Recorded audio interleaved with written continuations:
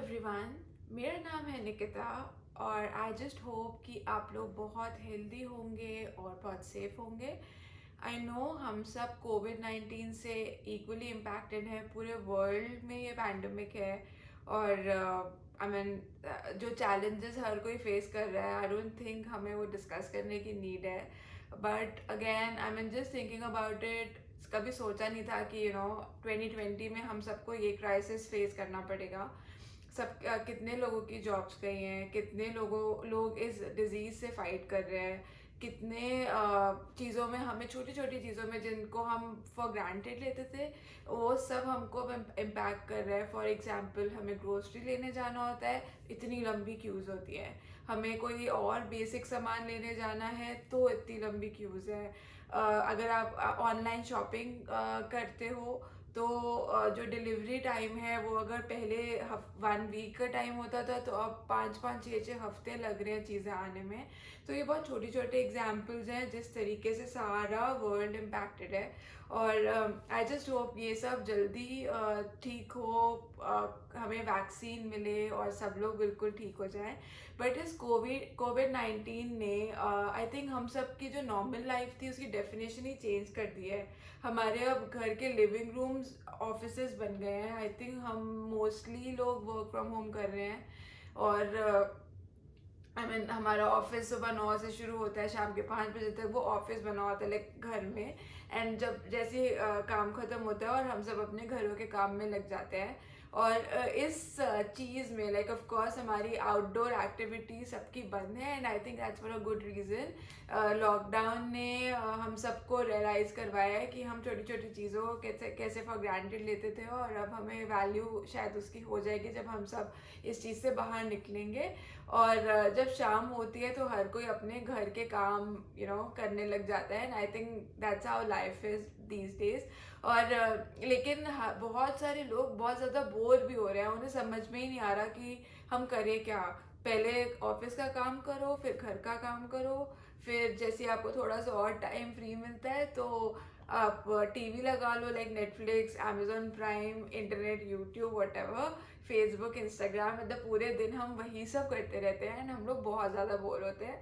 और काफ़ी लोग तो अपने इनर शेफ को बाहर निकाल रहे हैं, इंक्लूडिंग मी। मतलब जब आप बोर होते हो तो आपको मन करता है कुछ नया नई रेसिपीज ट्राई करने का। तो आई think that's a good thing. आप बिजी भी रह रहे हो, आप नई नई चीज़ें भी बना रहे हो और आप सबको खिला रहे हो। So I think that's great. And हमारे पास इस लॉकडाउन से बोर ना हो इसके लिए एक बहुत अच्छा एंटरटेनमेंट सोर्स है। I mean apart from Netflix and Amazon जो हर कोई कर रहा है। और इसी एंटरटेनमेंट सोर्स की वजह से मैं बहुत टाइम तक यूट्यूब से दूर रही और मुझे बिल्कुल भी टाइम ही नहीं मिला वीडियोस बनाने का। और लाइफ इतनी ज़्यादा बिजी हो गई कि I could not take out time. But आज मैंने सोचा कि बहुत हो गया ये and I have to get back to this routine and I really enjoy talking to you all. तो let me just show you कि मैं किस चीज़ में इतनी बिजी थी और मैं आपसे मिल क्यों नहीं पाई। Wait. Max, come on, come here. Come here, baby. Come on. Here. आजा, आजा, आजा, Max. आजा, आजा, आजा, आजा, आजा, Max. Come on. तो आई थिंक आप लोग को दिख रहा है, I am not sure. But ये है वो एंटरटेनमेंट सोर्स जिसने मुझे और मेरे हस्बैंड को इतने दिनों से बिजी रखा है। और and I am super happy कि ये हमारी लाइफ में आया है। एंड बिल्कुल भी उम्मीद नहीं थी कि ऐसा कुछ कोविड 19 जैसी चीज़ एग्जिस्ट करेगी जब ये आया था। तो but anyway, hi everyone, this is max and max से हाय। सो ये हमारा बेबी है, आई मीन मेरे हस्बैंड का। और हम सुपर हैप्पी हैं, सुपर प्राउड है कि हम एक इतनी प्यारी प्यारे क्रीचर को अपने घर लाए हैं। क्रीचर भी नहीं, मतलब बच्चा ही है ये। बट एनीवे, और बहुत टाइम से मन था एक डॉग लाने का बिकॉज मैं I think since childhood I have been a dog lover. मेरे घर में मेरे पेरेंट्स के पास 3 पोमेरेंट्स थे मैं लिटरली उनके साथ बड़ी हुई हूँ, और उनमें से एक अभी भी है जो उन पेरेंट्स लाइक जो पॉमेरियन पेरेंट्स थे, उनका जो बेबी था वो अभी भी मेरे पेरेंट्स के पास है, and I really miss her. मैंने उसको अपने सामने बॉर्न होते हुए देखा है। उसका नाम टफी है। तो बड़ी हो गई अब तो काफ़ी, लेकिन touch wood she is healthy. But मेरा बहुत मन था कि हम यहाँ पर आ गए हैं और अब हमारे पास भी एक डॉग होना चाहिए। और I think they are truly a man's best friend. I mean जो वो अनकंडीशनल लव देते हैं, और जो आपको वो लॉयल्टी एंड केयर दिखाते हैं, nothing can be like them. And max को लाने की भी जर्नी आई थिंक ये डेस्टिन थी। बिल्कुल ऐसे लग रहा है कि हमारी डेस्टिनी में था कि मैक्स हमारे पास आएगा, बिकॉज कोई भी ऐसी कोई हमने प्लानिंग करी ही नहीं थी मैक्स को लाने के लिए। लाइक ऑफ कोर्स बहुत टाइम से मन था, बट मैं अपने हस्बैंड को बोलती रहती थी। और मेरा बर्थडे अभी गया है लाइक लास्ट मंथ अप्रैल में, तो काफ़ी टाइम से मुझे एक्साइटमेंट हमेशा रहती है कि मेरे बर्थडे पे मुझे क्या गिफ्ट मिलेगा, या मैं मुझे बहुत एक्साइटमेंट होती है। तो मैं हमेशा बोलती थी कि या तो हम कहीं बाहर घूमने जाएंगे, या फिर मुझे एक बर्थडे प्रेजेंट, मेरे को एक डॉग चाहिए, and I would really love कि मेरे को डॉग मिल जाए। तो जैन एंड से मैंने ऐसे ही बोलना शुरू करा कि हम अब थोड़े सेटल हो गए हैं, हम दोनों टच वुड हम अच्छा कर रहे हैं, तो हम एक डॉग ले आते हैं अपने लिए। तो ऑफ कोर्स बहुत सारे क्वेश्चंस थे दिमाग में कि हम कैसे मैनेज करेंगे। हम दोनों के पास फुल टाइम जॉब है, और कोई हमारे पास यहाँ फैमिली है नहीं अभी, तो हम कैसे मैनेज करेंगे। बट फिर मैं देखती थी यहाँ पर पार्क्स में, और मेरे बिल्डिंग में काफ़ी लोग हैं जिनके पास पेट्स हैं, और ऑफ कोर्स हर कोई वर्किंग है, तो हर कोई मैनेज कर लेता है। तो मुझे लगा कि हम भी कर लेंगे, मतलब आपके पास होगा तो आप रास्ते फिर खुद समझ आ जाते हैं कि आप कैसे मैनेज कर सकते हो। तो आई वॉज वेरी कॉन्फिडेंट कि हम कर लेंगे, हम करते हैं इस चीज़ के बारे में। तो मैंने कन्विंस किया, और मैंने फेसबुक पर काफ़ी सारे जो अडॉप्शन ग्रुप्स वगैरह हैं, हमने वहाँ पर मैंने इंक्वायरी करनी शुरू करी। एंड क्योंकि विंटर सीजन में मैक्सिमम पपी लिटर्स बॉर्न होते हैं, मतलब I think through out the year होते हैं, बट विंटर टाइम में आई थिंक मैक्सिमम होता है। तो I think that was a good time. और मैंने ऐसे इंक्वायरी करनी शुरू करी। फिर मैंने ऐसे फेसबुक पर डिफरेंट डिफरेंट पोस्ट पे पूछने मैंने शुरू करा कि अगर कहाँ पर अवेलेबल है। और यहाँ पर कनाडा में जो अडॉप्शन प्रोसेस है वो इंडिया से थोड़ा डिफरेंट है। इंडिया में जनरली अगर आप अडॉप्ट करते हो तो आप कुछ पे नहीं करते हो, और अगर पे करते भी हो तो आपको एक टोकन अमाउंट देना होता है। यहाँ पर अगर आप अडॉप्ट भी कर रहे हो, सपोज आप शेल्टर से कर रहे हो फॉर एग्जांपल, या फिर आप किसी ब्रीडर से ले रहे हो, तो आप काइंड ऑफ पपी अडॉप्ट ही कर रहे हो, लेकिन आपको उसके अगेंस्ट एक टोकन अमाउंट देना होता है। Like that's how it works. तो एनीवे फिर एक फेसबुक ग्रुप पर मैंने पूछा पापी के बारे में। तो वहाँ पर जिसने मुझे रिप्लाई करा जिन्होंने मुझे रिप्लाई करा, उन्होंने मुझे डिटेल बताई कि जैसे हम लोग टोरंटो में रहते हैं, एंड जो वो पपी ब्रीडर थे जो भी थे वो, तो उन्होंने मुझे बोला कि हम वैंकूवर में रहते हैं और हम आपको ना पपी शिप करवा सकते हैं। तो एंड हम बिल्कुल नए हैं इस कंट्री में, ज़्यादा एक्सपीरियंस नहीं था इस बारे में। बट अगेन एक मन में बहुत ज़्यादा विश थी कि हमारे पास हम एक अच्छा सा प्यारा सा डॉग आ जाए, and I really wanted a golden retriever. तो स्पेशली मैंने उसी के लिए पूछा था। तो उन्होंने मुझे कन्विंस करा खूब कि हम वैंकूवर से आपको शिप करवा देंगे डॉग को, और विद इन 1 डे आ जाएगा। आप माइंड मेकअप करो और अगले दिन आ जाएगा, दिस एंड दैट। आप हमें पैसे ऑनलाइन ट्रांसफ़र कर दो, और थोड़ा अमाउंट जब आप भी डिलीवर हो जाएगा आप तब हमें पैसे आप मतलब फाइनल अमाउंट ट्रांसफ़र कर देना। तो मन में डाउट्स भी थे काफ़ी सारे, बट कहीं ना कहीं एक होप थी, जिस तरीके से लोग आपको कन्विंस करते हैं। तो ओके, जाना है आपको, good fine.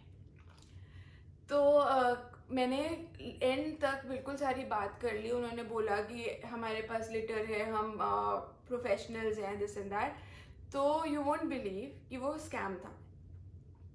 We were so disheartened, and we were literally saved by not being a victim। क्योंकि हम लोग वो पेपैल यूज़ करना चाह रहे थे फॉर द पेमेंट। और मैं बस वो पे करने ही वाली थी कि एकदम से थोड़ा सा मन में डाउट था कि ये पेपैल से क्यों है। क्योंकि यहाँ पर अगर आप ऑनलाइन बैंक से ट्रांसफ़र करते हो तो वो इंटरैक्ट एक मेथड होता है जिससे आप अपने बैंक अकाउंट से दूसरे के बैंक अकाउंट में डायरेक्टली कर सकते हो यूजिंग ईमेल एड्रेस। तो वो थोड़े से ना क्लियरली हमें दे ही नहीं रहे थे इन्फॉर्मेशन की इंटरैक्ट नहीं चल रहा है हमारा। और बहुत सारे उन्होंने एक्सक्यूजेस दिए, डायरेक्टली फ़ोन पर नहीं आना, दिस एंड दैट। तो काफ़ी सारी चीज़ें थी जो माइंड में चल रहा था कि ऐसा स्कैम तो नहीं है। बट जैसे ही हमने पेमेंट का क्लिक किया वो फेल हो गया, ट्रांजैक्शन ही डिक्लाइन हो गया। And I think that was just a signal कि दिस इज़ रॉन्ग, आप गलत चीज़ में फंसने वाले थे। और हम लिटरली बचे थे उस दिन। We were so disappointed. लेकिन उन्होंने जो हमें पपी का नाम बताया, उन्होंने सो कॉल्ड जो भी, आई डोंट नो वो पपी कभी एग्जिस्ट भी करता था या नहीं, बट उन्होंने जो नाम बताया उन्होंने बोला कि उसका नाम है मैक्स। तो हम बड़े एक्साइटेड थे कि अगले दिन हमको मैक्स मिल जाएगा। फिर मैंने खैर वो हम बच गए उस दिन, बट स्टिल हमारे को था कि हमें कोई मतलब एक पपी तो हमें चाहिए। फिर मैंने और इंक्वायर करा, और यू वोंट बिलीव लाइक हम इसको 1 फरवरी को लाए जिस दिन सैटरडे था, और 31 जैन को फ्राइडे था। और मैं ग्रुप्स पे चेक कर रही हूँ, सडनली हमने और चीज़ें मतलब जब मैंने देखनी शुरू करी तो जब 1 फेब की मॉर्निंग थी तब तक भी हमें क्लियर नहीं था कि हमारे घर में पपी आने वाला है।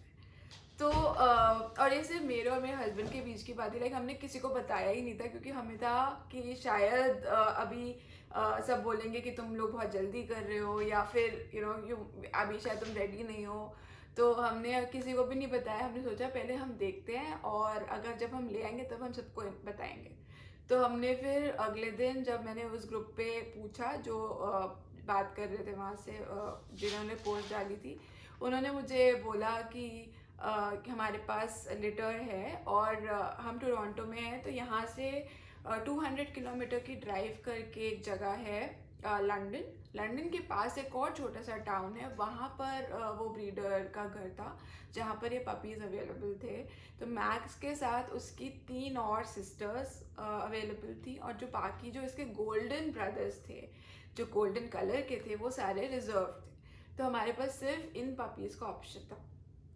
हम लोगों ने मुझे लगा कि पता नहीं इतना दूर हम जाएंगे या नहीं, और उस दिन बहुत ठंड थी एंड स्नोफॉल हो रही थी थोड़ी थोड़ी। तो हमें लगा पता नहीं हम जाएंगे, जाना ठीक है या नहीं। और जब ये स्कैम वाला सिचुएशन हो गया था तो थोड़ा सा मन में डर भी था कि जहाँ हम जा रहे हैं क्या वो एक्चुअल है, वो रियल है, या कुछ गड़बड़ तो नहीं हो जाएगा। बट एनी वे, एंड मुझसे ज़्यादा लाइक मुझे लग रहा था कि शायद हम कोई जल्दबाजी ना करते।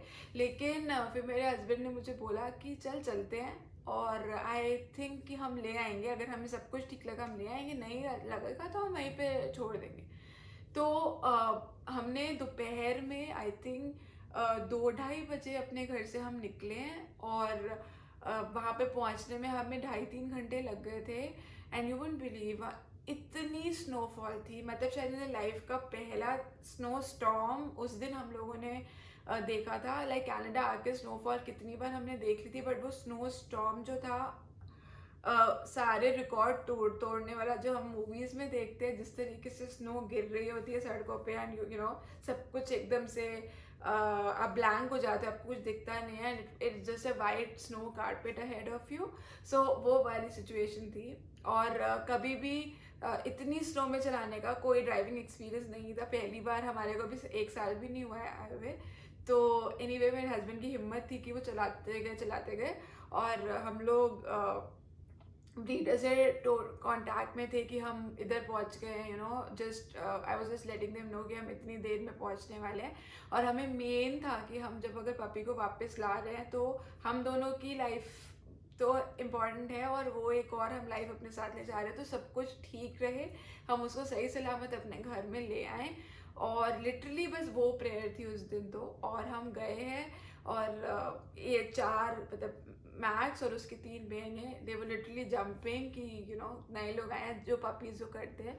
एंड मैक्स तब 2.5 महीने का था, आई थिंक 3 मंथ्स का था, 12 वीक्स का था।